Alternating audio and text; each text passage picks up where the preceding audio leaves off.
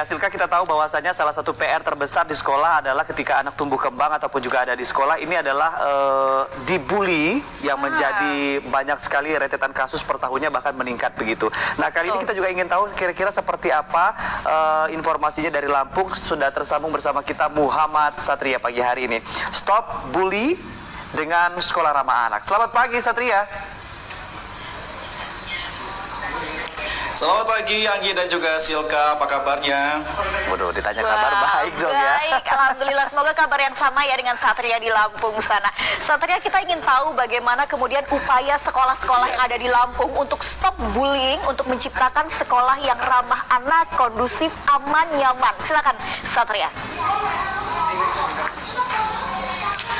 Baik, terima kasih Anggi dan juga Silka. Ya, pemirsa, berbicara terkait dengan kekerasan terhadap anak memang terus mengalami peningkatan. Berdasarkan data dari Komisi Nasional Perlindungan Anak Kota Bandar Lampung, di tahun 2022 saja, Komnas PA Bandar Lampung telah menangani sebanyak 48 kasus kekerasan terhadap anak.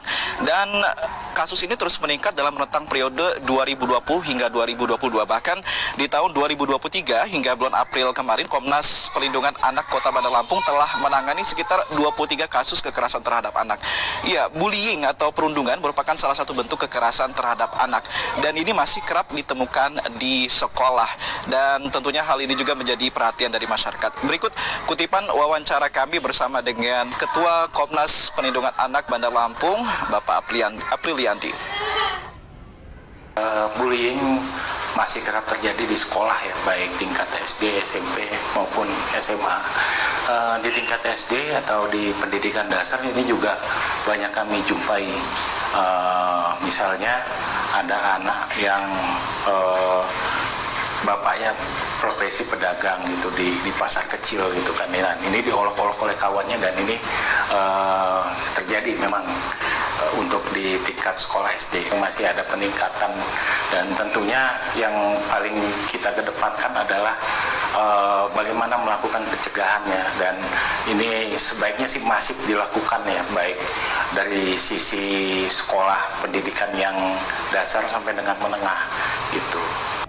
Ya, pemirsa, bullying ataupun juga perundungan ini memang meresahkan masyarakat. Kasus bullying ataupun juga perundungan ini masih kerap ditemukan di sekolah, dan bahkan beberapa kasus bullying yang sempat mendapatkan perhatian masyarakat bahkan sampai menimbulkan korban jiwa. Dan masyarakat juga terus mendesak pemerintah untuk bisa menangani masalah ini secara tuntas. Dan tentunya salah satu upaya yang telah dilakukan sejauh ini adalah dengan menerapkan sekolah ramah anak. Berikut kutipan wawancara kami bersama dengan Direktur Utama dari sekolah yang telah menerapkan konsep ramah anak.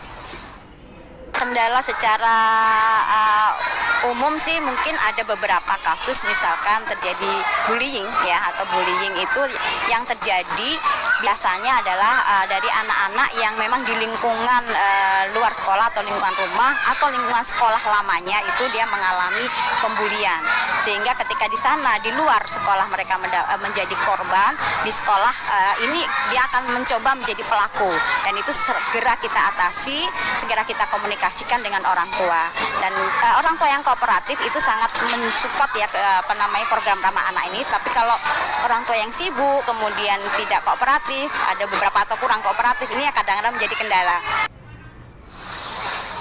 Ya, pemirsa, penerapan sekolah ramah anak memang tidak bisa hanya mengandalkan dari peran guru ataupun juga sekolah saja, namun juga dibutuhkan peran dari orang tua dan juga bahkan masyarakat juga berperan di situ.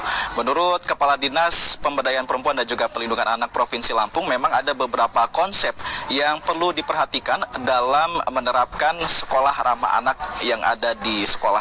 Berikut kutipan wawancara kami bersama dengan Kepala Dinas PPPA Provinsi Lampung. Jadi ada beberapa komponen yang bisa merepresentasikan apakah sekolah itu sudah ramah terhadap anak atau belum.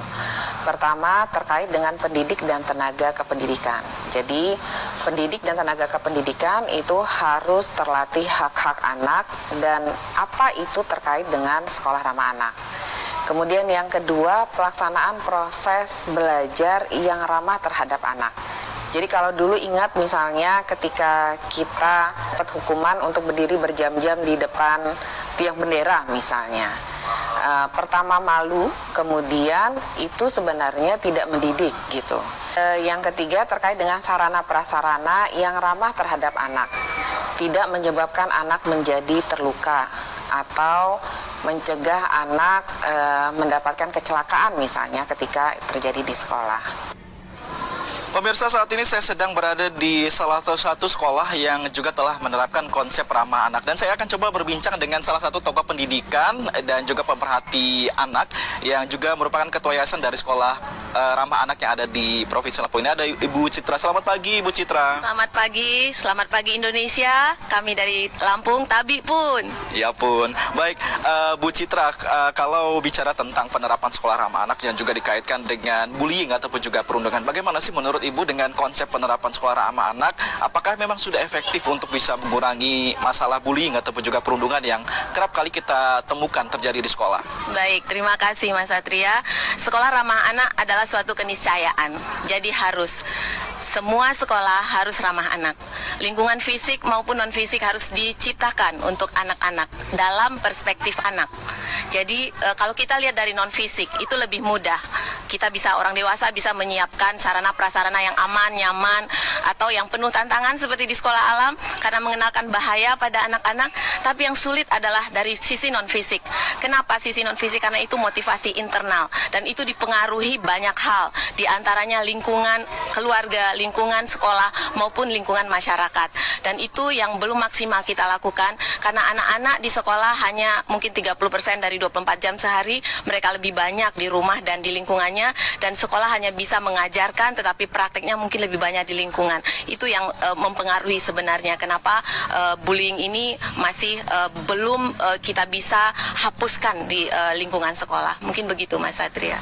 Kalau menurut Ibu, apakah ada upaya lain mungkin selain dengan penerapan sekolah ramah anak di mana kita bisa untuk mengurangi dari masalah bullying ataupun juga perundungan ini?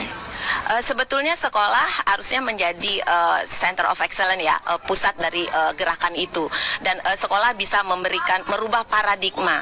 Paradigmanya adalah bagaimana ini kita melihat dalam perspektif anak.